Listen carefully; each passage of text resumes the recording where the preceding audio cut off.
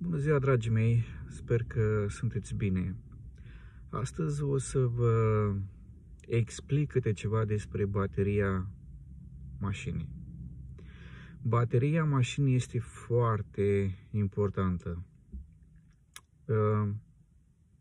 Mulți dintre noi spunem că nu prea este așa de importantă bateria, dar este, din păcate sau din fericire, este foarte importantă bateria mașinii, deoarece constructorul, când a pus acea baterie, a calculat câți amperi are nevoie acea mașină, adică toți senzorii de pe mașină, da? Deci toți senzorii de pe mașină, plus dacă aveți cutie automată, cutia automată necesită mulți amperi pentru a deschide electrovalvele, pentru a schimba ușor. De ce zic că este foarte importantă? Uneori vedeți că cutia mașinii nu mai funcționează corespunzător, nu deschide valvele cum trebuie, tremură, nu trece dintr-o viteză în alta ușor, trece la turații mari, da? Schimbă la turații mari, schimbă cu șocuri, senzorii de la plăcuțele de frână nu mai funcționează, îți dă în bord erori, ai să vezi pe bord foarte multe erori, dar niciodată să știi că cu siguranță nu te-ai gândit că bateria ta este de vină. Cu siguranță ai zici, e senzorul de vină și schimbi senzorul, e nou. L-ai schimbat, îl pui, merge o perioadă de timp, după aia iară cade acel senzor. Dar pe lângă asta, pe lângă senzorul respectiv care îl schimbi, să știi că îți va cădea și altele. De ce crezi că cei care fac mașini, da, au calculat și îți spune, trebuie să pui pe această mașină o baterie de 800 de amperi, 700 de amperi, 600, 500 de amperi.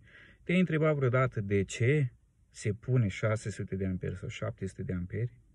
Pentru că fiecare senzor, fiecare bec de pe mașină, fiecare lumină, luminiță, casetofon, injector, cabluri, consumă curent. Da? Injectoarele consumă curent. Cutia consumă curent. Și fiecare este măsurată în amperi. Dacă un senzor de la roată, un senzor de la injector consumă 12 volți, da? Deci 12 volți, aia este densitate, da? Este curentul. Plus amperajul este cel care împinge, da? Este puterea, amperajul este puterea, ca să înțelegem. Și să vă dau un exemplu. Bateria ta are 3 ani, 4 ani de zile.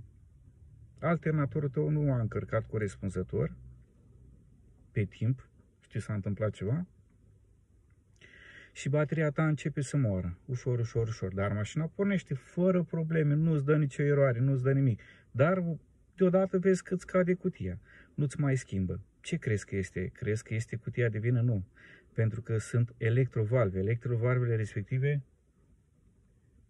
îi trebuie curent la electrovalve, trebuie curent.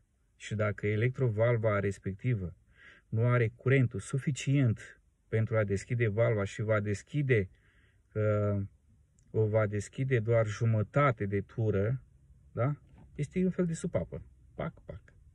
Dacă supapa respectivă o deschide doar pe jumătate sau pe un sfert, de aia nu-ți va schimba ție cutie, pentru că o deschide doar în sfert.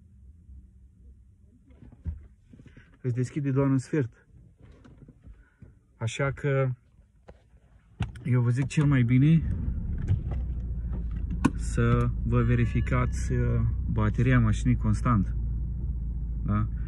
Odată măcar la 6 luni de zile sau la un an, verificați încărcarea. Verificați încărcarea dacă este corespunzător.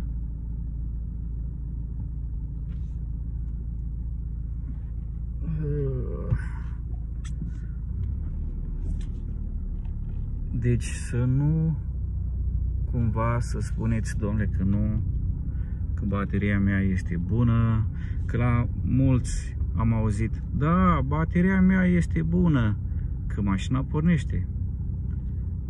Da, domnilor, mașina pornește pentru că mașina să-ți pornească nu necesită foarte mult curent.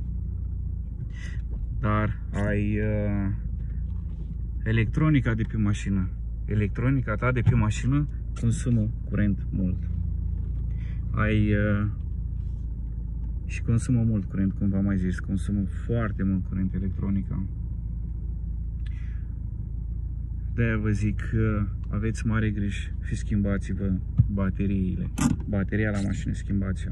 Dacă are 3 ani de zile, 4 ani de zile, schimbați bateria. Dacă nu schimbați, măcar verificați-o. Dar nu mergeți să verifice doar încărcarea și dacă are acea baterie 12V sau 13V în interior. Nu.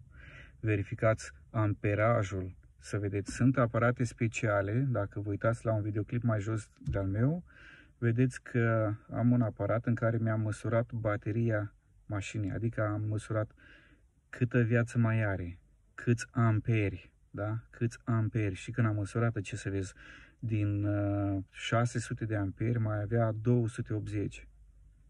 Și mi se aprindea prin bord, se aprindea senzori, am schimbat senzori de la roată, de pe partea dreaptă, am pus nou, am zis, băi, senzorul de vină. Dacă e senzorul de vină, pana mea, nu? Îl schimbi.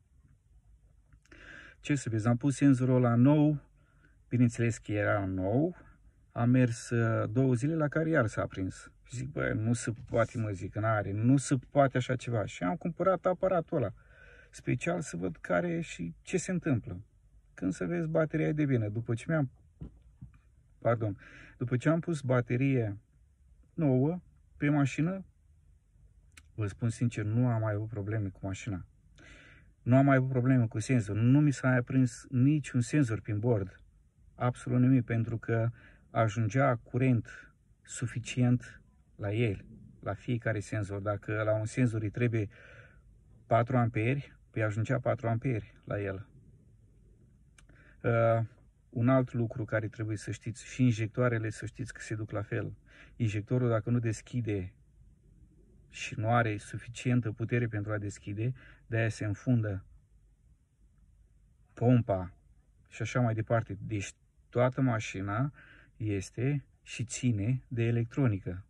Pe toată mașina aveți electronică. Vă rog frumos, nu spuneți că dacă mașina pornește, înseamnă că nu am nicio problemă. Să știi, ca să pornești mașina, cum am mai zis, nu-ți trebuie prea mult curent. În rest, calculatorul îi trebuie curent, mult, ca să gândească absolut toți senzorii de pe mașina ta.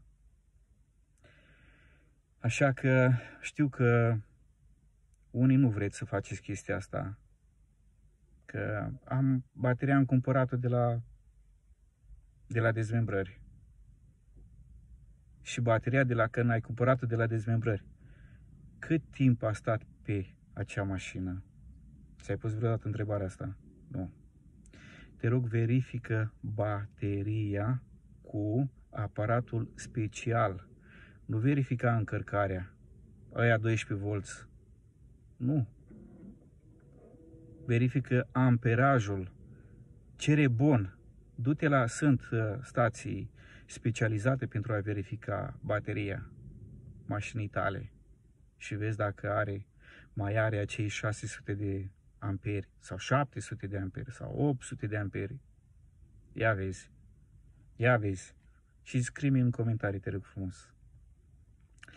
Și dacă ți-a plăcut acest videoclip, v-a plăcut acest videoclip, nu uitați, vă rog, să-mi dați un follow. Știu, dacă vrei să vezi și la următorul videoclip ce o să zic, te rog de apasă pe subscribe și sau pe clopoțel sau trimite la un prieten de-al tău care crezi că l-ar ajuta acest videoclip și aceste vorbe zise. Așa că nu vă mai rețin și vă doresc o zi minunată, o săptămână minunată și vă doresc cât mai mulți kilometri și să ne ajungeți cu mașinile în service. Numai bine!